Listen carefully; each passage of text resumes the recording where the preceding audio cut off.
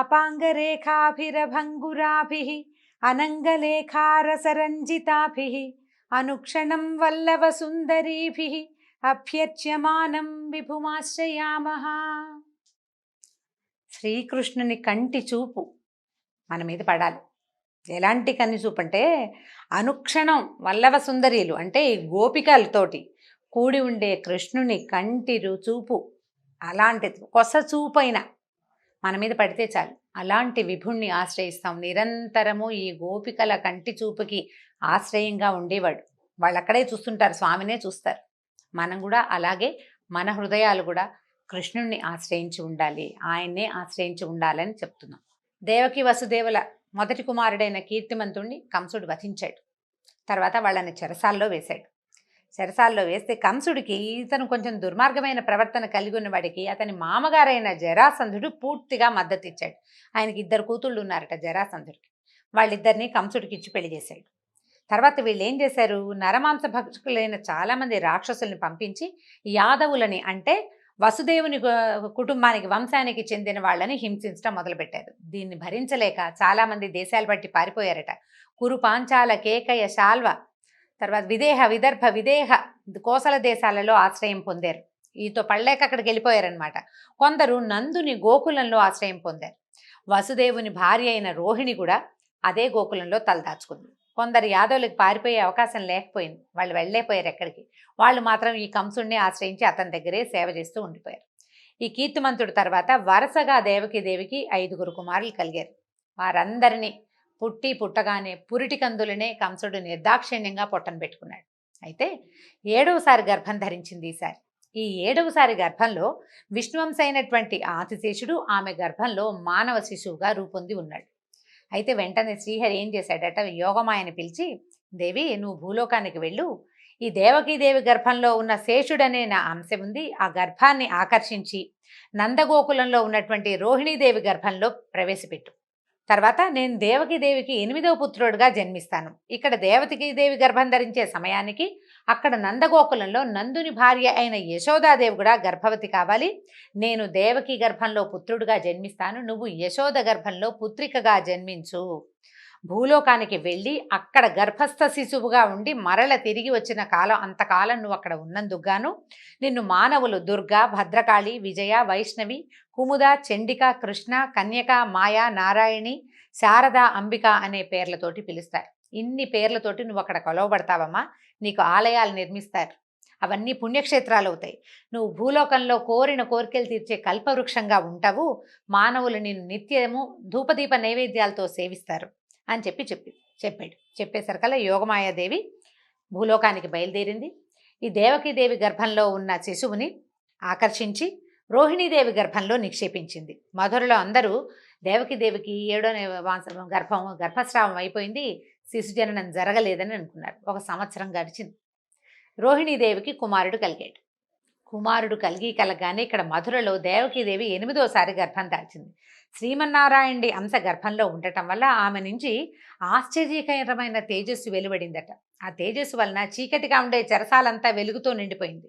కాపలా వాళ్ళు ఆ విషయం కంసుడికి చెప్తే, ఈమె నుంచి వస్తున్న తేజస్సుతో కారాగారం అంతా దేదీప్యమానంగా ఉంది, ఇంతకుముందు 7 గర్భాల్లోనూ ఈ వింత చూడల, ఈ 8వ గర్భంలో ధరించగానే ఈమెలో వచ్చిన మార్పు, ఈ తేజస్సు చూస్తుంటే తప్పకుండా నన్ను వధించేందుకు విష్ణువే ఈమె గర్భంలో దాగి ఉన్నాడని అనిపించింది. ఏం చేయాలో పాల్పోలేదు. పోనీ ముందే దేవకీదేవిని వధించేస్తే, పిల్లాడు పుట్టకముందే అమ్మ చెల్లెల్ని చంపేస్తే సరిపోదు, అలా కూడా అనుకున్నాడు కానీ అతని ఆలోచన మారిపోయింది. విష్ణుమాయ వల్ల మారిందంతే. ఏమనుకున్నాడు, గొప్ప గొప్ప లక్ష్యాలు సాధించాలంటే తొందరపడకూడదు, తొందరపాటుతో పనులు చేయకూడదు. నేను చాలా పరాక్రమశాలిని. ఇప్పుడు ఇంత గొప్ప కీర్తివంతుడైన వ్యక్తి స్త్రీ హత్యకు పూనుకుంటే 4 అసహించుకుంటారు. స్త్రీ, అందు నా సోదరి, ఆపై గర్భవతి, ఆమెను హత్య చేస్తే నా కీర్తి పోతుంది, సంపదను క్షీణిస్తుంది, ఆయుర్దాయం నశిస్తుంది. వధించను, కానీ సంతానాన్ని వదిలిపెట్టకూడదు అనుకున్నాడు. సరే, ఆమెను చూడ్డానికి వచ్చిన వాడు కూడా మళ్ళీ వెనక్కి వెళ్ళాడు. కానీ అతనికి ఆ తేజోవంతమైన ఆమె ముఖము, ఆ మహాద్భుత సౌందర్యము వదిలిపెట్టలేదట ఆయన దృష్టిని. ఎంతసేపు హరి తలుచుకుంటూ విష్ణువునే తలుచుకుంటూ ఉండేవాడు. ఆయుధాలతో చేసిన గాయాల కంటే కూడా ఈ గాయం, ఈ మనసు లోపల నన్ను చంపబోయేవాడు ఈ వెలుగులో ఉన్నాడు అన్న భావన అతన్ని చాలా బాధించిందట.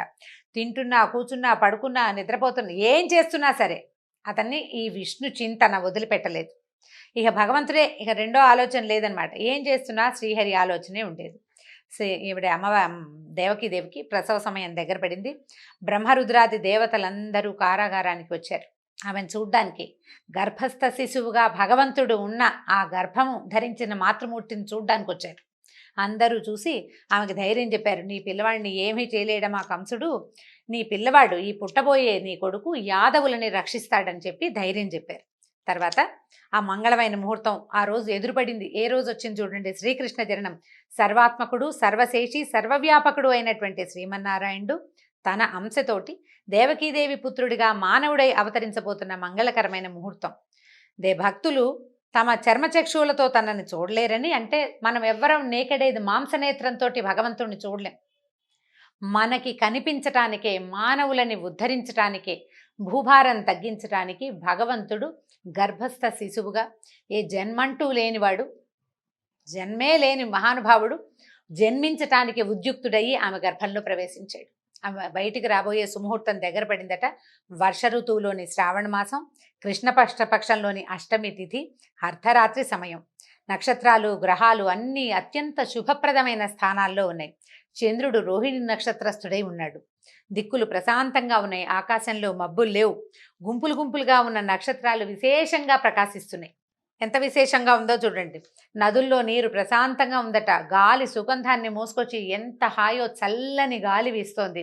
విప్రుల అగ్నిగృహాలలో త్రేతాగ్నులు నిలకడగా జ్వలిస్తున్నాయి. భగవంతుడు రాబోతున్నాడన్న ఆనందంతో అగ్నులు కూడా నిలకడగా జ్వలిస్తున్నాయట. అరణ్యాల్లోనూ ఉపవనాల్లో వృక్షాలకి, లతలకి అర్ధరాత్రి సమయంలోనే పువ్వులు పూసేసినాయట, గుత్తులు గుత్తులుగా. ఆ పువ్వుల వాసనకి తుమ్మెదలు వచ్చి చేరిపోయినాయట వాటి మీద. ఈ మధుర, సూరసేన దేశాల్లోని పట్టణాల్లో, నగరాల్లో, గ్రామాల్లో, గొల్లపల్లెల్లో కూడా అంతకుముందు ఎన్నడూ కనపడని ఎన్నో శుభశకునాలు కనిపించినాయట. గంధర్వులు, కిన్నరులు ఆకాశంలో నిలిచి ఆనందంగా గానం చేస్తున్నారు. మునులు, దేవతలు ఆకాశం నుంచి పుష్పవృష్టి కురిపిస్తున్నారు. బ్రహ్మ అధిష్టాన దేవతగా కలిగిన రోహిణీ నక్షత్రంలో జన్మమే లేని శ్రీమన్నారాయణుడు దేవతా స్వరూపిణి అయిన దేవకీదేవి యందు భువనమోహనుడైన మానవ శిశువుగా జన్మించాడు. అయితే ఈ శ్రీకృష్ణ పరమాత్మ జన్మించిన తిథి భాగవతంలో చెప్పబడలేదండి. ఇదంతా విష్ణు పురాణంలో ఉంది, ఏ సమయంలో జన్మించాడు ఏమిటి అనేది. అయితే వర్ష ఋతువులో శ్రావణ మాసంలో నేను పుడతానని చెప్పాడని ఉన్నది. ఆ తర్వాత ఈ పుట్టగానే శిశువు వెంటనే పద్మపత్రాల వంటి నేత్రాలు, 4 భుజాలు, శంఖము, చక్ర, గద వంటి మహా ఆయుధాలని ధరించి వక్షస్థలం మీద శ్రీవత్సమనే రేఖతోటి, అంటే ఒక పుట్టుమచ్చ ఉంటుంది విష్ణుమూర్తి, దాన్ని శ్రీవత్సము అంటారు. రేఖలాగా ఉంటుందట, చిన్న చిన్న గీతలుగా ఉంటుంది. మెడలో కౌస్తుభమణి, పచ్చని పట్టుబట్టతోటి, దట్టమైన మేఘం వంటి మైఛాయతోటి, శరీరపు ఛాయతోటి ఈయన ఏం చేశాడు, అమూల్యమైనటువంటి మణులు పొదిగిన స్వర్ణ కిరీట కుండలాలతోటి, వాటి కాంతితో మెరిసిపోతున్న దట్టమైన ముంగురులతోటి, అనేక దివ్యాభరణాలతోటి ఆ చెరసాలలో తన తాలూకు దివ్యమైన తేజస్సుని నింపుతూ లేచి నుంచున్నాడు. పసిబిడ్డ ఒక్కసారి చతుర్భుజుడైన విష్ణుమూర్తిగా సాలంకృతుడుగా వాళ్ళకి దర్శనమిచ్చాడు. వసుదేవుడు ఆశ్చర్యచకితుడైపోయాడు. శ్రీమన్నారాయణనే అట్లా చూస్తూ ఉండిపోయాడట. తన పిల్లవాడు పుట్టాడు అనే భావం లోపలే అది పూర్తిగా మనసులో నిండకముందే శ్రీహరి అనే భావం ఉదయించేసిందట. ఆయన చూసిన భాగ్యమో, పుత్రుడు కలిగిన ఉత్సాహమో తెలియక ఆయన మనసు ఆనంద తరంగితమైపోయింది. నీటిని ముట్టుకుని 10,000 గోవుల్ని వేదవేత్తలకి ధ్యానం చేస్తానని ప్రమాణం చేసుకున్నట్టు. ఈ శిశువు నాకు కలిగిన సందర్భంలో 10,000 సాలంకృతమైన గోదానం చేస్తానని ప్రతిజ్ఞ చేసుకున్నాడు మనసులోనే. ఈ లోకేశ్వరుడైనటువంటి శ్రీహరే స్వయంగా తనకి పుత్రుడిగా జన్మించాడు అని తెలియగానే ఇక భయం పోయింది. ఏమవుతుందోనన్న భయం లేదు, జీవితేచ్ఛ లేదు, జీవితం పట్ల భయం లేదు. చేతులు జోడించి నమస్కరించాడు. ఈ పుట్టగానే నారాయణమూర్తిగా తమ ఎదుట నిలబడ్డటువంటి ఆ శిశువును చూసి దేవకీదేవి కూడా చాలా స్తుతించింది. కానీ ఆ తల్లి ప్రాణం గిలగిల్లాడిపోయింది. బిడ్డ ఏమైపోతాడు, నా పిల్లాడు ఎలాగా అని తల్లి ప్రాణం కొట్టుకుపోయిందట. అయ్యా, మా చుట్టూతా పరమ అజ్ఞానులున్నారు, నీ దివ్య రూపాన్ని వాళ్ళకి కనపడినివ్వక, నువ్వు కనిపిస్తే ఏం చేస్తారో, నువ్వు పుట్టావన్న వార్త ఇంకొక నిమిషంలో కంసుడికి తెలిసిపోతుంది, వాడు పరిగెత్తుకొచ్చేస్తాడు. నీ తాలూకు ఈ పరమాద్భుత దివ్య రూపాన్ని చూసే అర్హత లేదు వాడికి, దుర్మార్గుడు, నీ దివ్య రూపాన్ని ఉపసంహరించు, వాడు నిన్నేం చేస్తాడో అని నాకు భయంగా ఉంది నాయన అని దుఃఖపడిందట. అప్పుడు ధైర్యం చెప్పాట. ఈ రూపంలో వాళ్ళకి ఎందుకు కనిపించాడో చెప్తున్నాడు. దేవకీ వసుదేవులారా, నేను ఇప్పుడే మీకు పుత్రుడిగా జన్మించానని భావిస్తున్నారు. కాదు, కొన్ని మన్వంతరాలుగా మీరు దంపతులుగానే ఉన్నారు. నేను మీకు ఇది మూడోసారి జన్మించానని చెప్పాడు. మొట్టమొదట వీళ్ళు స్వయంభువ మన్వంతరంలో, శ్వేతవరాహ కల్పంలో స్వయంభువ మన్వంతరంలో వీళ్ళిద్దరూ భార్యాభర్తలుగా ఉన్నారు. ఆమె పేరు పృశ్ని, అతను సుతపుడు, భార్యాభర్త. అయితే వీళ్ళని బ్రహ్మదేవుడు వాళ్ళని పుట్టించి సృష్టి చేయమన్నాడు. వీళ్ళకి ఏంటంటే కొంత వైరాగ్యం అవలంబించారు. సృష్టి మీద ఆసక్తి లేదు. శ్రీమన్నారాయణుడి కోసం తపస్సు చేస్తే నారాయణమూర్తి ప్రత్యక్షమైనప్పుడు ఆయనని చూసిన ఆనందంలో వాళ్ళు సంతానేచ్ఛ కలిగి మాకు పుత్రుడిగా నువ్వే జన్మించమని ఒకే కోరికని 3 సార్లు అడిగారట. మీరు 3 సార్లు అడిగితే 3 సార్లు ఆ వరాన్ని ఇవ్వడానికి నేను సన్నద్ధున్నయ్యాను. అప్పుడు పృశ్ని గర్భంలో ఏం చెప్తున్నారు? మొట్టమొదటిసారి పృశ్నికి జన్మించి పృశ్ని గర్భుడిగా పేరు పొందాను. రెండో జన్మలో మీరు అదితి కశ్యపులుగా ఉన్నప్పుడు నేను వామనుడిగా మీకు జన్మించాను. అప్పుడు ఇంద్రుడు నాకు అన్నగా ఉన్నాడు. ఇది మీ యొక్క 3వ జన్మ. ఈ రకంగా మీరు కోరిన కోరికని తీర్చానని, 3 సార్లు మీ కోరిక తీరిందని మీకు తెలియచేయటానికే నేను మీకు ఈ రూపంలో కనిపించానని చెప్పాడు. మీరు ఈ జన్మలో ఒక్కొక్కసారి నేనే పరబ్రహ్మాన్నని, అంటే పరదైవతాన్ని నేనేనని మీరు తెలుసుకుంటారు. అంతలోనే ఆ జ్ఞానం పోయి మీ కుమారుడుగా నన్ను భావిస్తారు అని చెప్పాడు. చెప్పిన తర్వాత ఏం చెప్పాడంటే, వసుదేవ, నన్ను తీసుకెళ్ళి నందగోకులానికి వెళ్ళు. నీకేమీ భయం లేదు. నువ్వు అక్కడ అదే సమయానికి యశోదాదేవి స్త్రీ శిశువుకి జన్మనిచ్చింది. ఈ పిల్లవాడిని అక్కడ అట్టపెట్టి అక్కడ ఉన్న చిన్న చంటి పిల్లని ఎత్తుకొచ్చేసేయమన్నాడు. నీకు ఏమీ భయం లేదు. కారాగృహంలో వెళ్ళడానికి నీకే అనుమానం లేదు. నా మాట మీద వెళ్ళిపో. ఆదిశేషువు బయట ఉన్నాడు, నీకు కావలిగా నీతో పాటు వస్తాడు అని చెప్పేసరికల్లా వెంటనే ఈ చతుర్భుజ నారాయణమూర్తిగా ఉన్నవాడు పసిబిడ్డ అయిపోయి కేవ్వమంటూ ఏడ్చాడట. ఇక నవజాత శిశువుని అప్పుడే పుట్టిన బిడ్డను తీసుకుని వసుదేవుడు ముద్దు పెట్టుకున్నాడు. పిల్లవాడిని ఎత్తుకుని గుమ్మం దాటానికి బయలుదేరాడు. అయితే వీళ్ళు ఏం చేశారు? కాపలా వాళ్ళు కారాగారం బయట పెద్ద పెద్ద గడియలు పెట్టి గొలుసులు తగిలించారు. ఈయన కాళ్ళకి గొలుసులు ఉన్నాయి, బయట గొలుసులు, వాటికి తాళాలు ఉన్నాయి. కాలికి సంఖ్యల ఊడిపోయింది.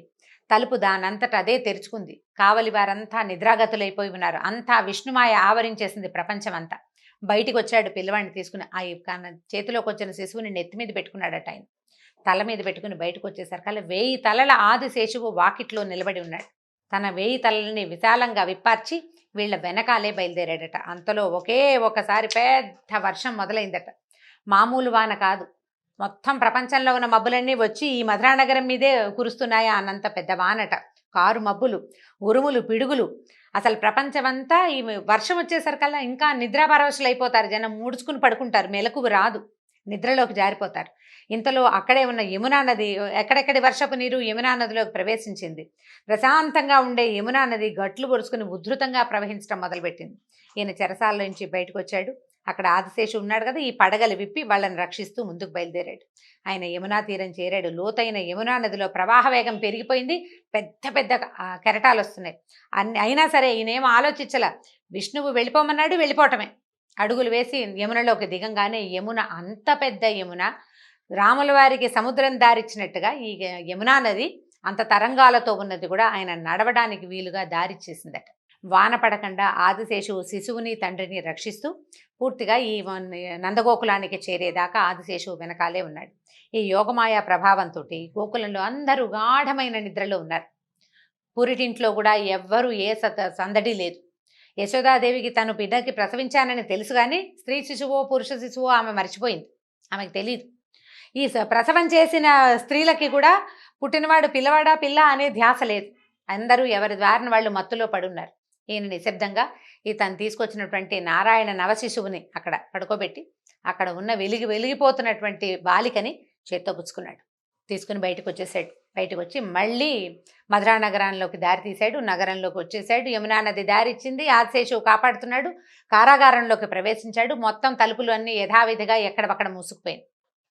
లోపలికి వెళ్ళిపోయి తన కాలికి సంఖ్యలు తగిలించుకుని పిల్లని తెచ్చి దేవకీదేవి పొత్తిళ్లలో పడుకోబెట్టాడు. పిల్లని నేల మీద పెట్టిన మరుక్షణంకే ఉమ్మని ఏడ్చిందట చంటిపిల్ల. పెద్దగా ఏడ్చింది. ఏడ్చేసరికల్లా అప్పుడే పిల్ల పుట్టేసిందని చెప్పి పిల్లవాడు పుట్టాడు అనుకుని కావలి వారంతా అరిచరిచి కేకలు పెట్టి బాకాలు ఊదారు. ప్రసవం అయిపోయింది. మహారాజు రావాలంటే పరిగెత్తుకుంటూ వచ్చాడట. ఆయన ఎట్లా పరిగెత్తుకొచ్చాడంటే, ఎప్పుడెప్పుడు తన మరణానికి కారణమయ్యేవాడు పుట్టేస్తాడో అని బెంగటిల్లిపోయి ఉన్నవాడు ఈ మంచం మించి లేవడం, ఆయన జుట్టు ముడేసుకుని పడుకున్నాడు. ఆ ముడి కాస్త ఊడిపోయింది. అపశకునం, రాజులు జుట్లు విరబోసుకుని బయటికి రాకూడదు. అడుగులు తడబడిపోతున్నాయి, మృత్యువు పిలుస్తోంది అనేసరికల్లా భయం వేస్తుంది. ఆ భయంతో అడుగులు తడబడిపోతున్నాయి. అన్నీ అపశకునాలే. వస్తూ వస్తూ బల్లలు కుర్చీలు తన్నేసుకున్నాడు. అంటే ఆ ఉధృతిలో పరిగెత్తుకొస్తూ అనమాట, ఉద్వేగంలో ఎట్లాగోట్లా పరిగెత్తుకొచ్చేసాడు. వచ్చిన తర్వాత తీరా చూస్తే ఏముంది, ఆడపిల్ల. అక్కడి నుంచి దేవకిదేవి, అన్నా అన్నా వద్దు వద్దు, అష్టమ గర్భుడైన వాడు నీ మరణానికి కారణమవుతాడని చెప్పింది ఆకాశవాణి. ఇదేమో శిశువు, స్త్రీ శిశువు, ఆడపిల్ల, ఇది నిన్నేం చేస్తుంది? ఇంట్లో పుట్టిన మొట్టమొదటి పిల్ల, ఈ పిల్లని ఏం చెయ్యొద్దని పమిటలో దాచేసుకుందట. పిల్లని ఇవ్వలేదు ఆవిడ. ఇవ్వకపోతే ఆయన బలవంతంగా లాక్కున్నాడు. నువ్వు నా పెళ్ళైనప్పటి నుంచి పుట్టిన పిల్లల్ని చంపేశావు, నేను ఒక్కసారి కూడా ఏమనలేదు. ఆడపిల్ల, ఈ ఒక్క పిల్ల ఇదే ఆఖరిది, నాకు 8దే సంతానం అని జ్యోతిష్కుడు చెప్పారు అందరూ. ఈ ఆఖరి బిడ్డనైనా నాకు బతికించి ఇవ్వమని ఆవిడ ఎంత బతిమలాడినా ఆయన వినకుండా ఈ కాళ్ళు చేత్తో పుచ్చుకున్నాడు. 2 కాళ్ళు ఎత్తి విసిరాడు అక్కడున్న ఒక బండరాయి మీదకి. ఈ విసరంగానే ఈ శిశువు రాతికి తగలేదు, ఎగరటం ఆకాశంలోకి ఎగిరిపోయింది. శక్తి స్వరూపిణిగా నిలబడిందట. ఎలా ఉందంటే ఘనమైన కిరీటము, అమూల్యమైన ఆభరణాలు, 8 భుజాలతోటి, దుర్నిరీక్షమైన తేజస్సుతోటి ఉంది. ధనుర్బాణాలు, శూలము, శక్తి, ఖడ్గము, డాలు, శంఖచక్రాలు, గద ధరించి అక్కడి నుంచి ఈమె పైకి ఇట్లా పెద్ద రూపం కనపడేసరికల్లా సిద్ధులు, చారణులు ఆకాశంలో అటు ఇటు ఆకాశ గమనం చేసే వాళ్ళంతా ఆమెను చూసి ఓ అమ్మవారు ప్రత్యక్షం అయిపోయిందని గానం చేసేస్తున్నారట. ఆమె ఇట్లా అంతట, ఓరి మూర్ఖుడా, నేనెవరో తెలియక చంపబోయావు. నన్ను చంపితే నీకొచ్చే ప్రయోజనం ఏముంది? ఏ ప్రయోజనము లేదు. ఇంతకు ముందు జన్మలో నిన్ను చంపినవాడు ఈ జన్మలోనూ నిన్ను చంపగలిగేవాడు పుట్టే ఉన్నాడు నాతో పాటే. అతడే నిన్ను చంపుతాడు. ఇది తప్పదు. మరణం నుంచి తప్పించుకోవాలని దీనులని హింసించడం ఇకనైనా మాను అని చెప్పి ఈ అష్టభుజాలతోటి ఉన్న మహోగ్రమైన రూపం క్షణంలో మాయమైపోయిందట. మాయమైపోయేసరికల్లా ఈ మాయమైన తల్లి భూలోకంలో అనేక స్థానాలతో, అనేక నామాలతోటి వెలిసింది. ఇట్లా చెప్పిన మాట వినేసరికల్లా ఈ కంసుడు చేష్టలు దక్కి నిలబడ్డాడు. ఏం చేయాలో తెలియలా. ఎంత అపచారం చేశాను నేను అనిపించేసింది. చెల్లెలికి, బావకి తను చేసిన ద్రోహం తలుచుకుని కుంగిపోయాడు. గొంతు పిగుల్చుకున్నాడు అతి కష్టం మీద. బావా, నేను ఎంత తప్పు చేశాను, నేను ఎంత ఘోరం చేశాను. మనుషులే అబద్ధాలు ఆడతారనుకున్నాను, దైవ వాక్కులు కూడా అబద్ధాలు ఆడతాయని నాకు తెలియలేదు. అష్టమ గర్భుడు నా మరణానికి కారకుడవుతాడనుకుంటే అష్టమ గర్భంలో ఆడపిల్ల పుట్టడం ఏమిటి? అదేమో నా చేతి నుంచి వెళ్ళిపోవటం ఏమిటి? ఇది దైవం అబద్ధం చెప్తుందని నేను అనుకోలేదు. అశరీరవాణి ఆకాశవాణి అసత్యం చెప్పదని నమ్మాను. ఇవన్నీ నా ప్రాణం కాపాడుకోవాలనే ఆతృతతోటి నరమాంస భక్షకుడిలాగా మీ పిల్లలందరినీ చంపేశాను. మీ పట్ల అపచారం చేశాను. నాకు నిష్కృతి లేదని అసలు ఇంకా కరిగి నీరే ప్రవహించేశాడనమాట కంసుడు. అక్కడి నుంచి మీరు చాలా జ్ఞానులు, మీకు తెలియంది లేదు. లోకంలో ఎవరు ఎవరిని చంపలేరు. ఎవరు జన్మించినా ఎవరు మరణించినా దానికి కాలమే కారణమని మీలాంటి వాళ్ళకి నేను చెప్పక్కర్లేదు. నన్ను క్షమించండి అని చెప్పి వాళ్ళ కాళ్ళు పట్టుకున్నాడు, చెల్లెలది, బావది. వీళ్ళు కూడా వాళ్ళకి తెలుసు ఏం జరిగింది, ఏం జరుగుతోంది అని. తెలిసినా కూడా ఏం చేశారు? వీడితో మూర్ఖుడితోటి సంభాషణ ప్రమాదకరం అంచేత ఏమన్నారు, ఇక ఇలా జరగాల్సి ఉంది, జరిగింది. అందరిలోనూ పరమాత్మనే చూసేవాడికి ఒకడు మిత్రుడు కాదు, ఇంకోటి శత్రువు కాదు నాయన. పరమేశ్వరుడే ఈ లీలంతా నడిపిస్తాడు, ఏం పర్వాలేదు. నువ్వు ఆపలేవు, మేము ఆపలేవు, ఇలా జరిగేదాన్ని మనమేం ఆపుతాం, పరమేశ్వరుని లీల అని చెప్పి నిశ్శబ్దంగా ఉండిపోయారు. కంసుడు వాళ్ళిద్దరిని చెరసాల నుంచి విముక్తులను చేసేసాడు. వాళ్ళ అనుమతి తీసుకుని ఈ రాజమందిరానికి వెళ్ళిపోయాడు. ఈ వెళ్ళిపోయిన కంసుడికి ఎవరు ఎటువంటి సలహా చెప్పారు, అతను మళ్ళీ తన ప్రవర్తనని ఏ రకంగా మార్చుకున్నాడు. దుర్మార్గులు చూడండి, ఇవాళ చాలా రియలైజ్ అయినట్టు ఉంటారు, రేపొద్దుటికి వాడి ప్రవర్తన మారిపోతుంది. చంపేస్తానన్న చెల్లెల్ని వదిలిపెట్టాడు, నేను చంపనన్న పిల్లవాడిని చంపేశాడు. ఇప్పుడు వీళ్ళని వదిలిపెట్టాడు, కాళ్ళు పట్టుకున్నాడు, నాది తప్పేనన్నాడు. రేపేం చేస్తాడో తెలీదు. రేపేం చేయబోతాడో కంస మహారాజు రేపటి కథలో తెలుసుకుందాం. నమస్కారం.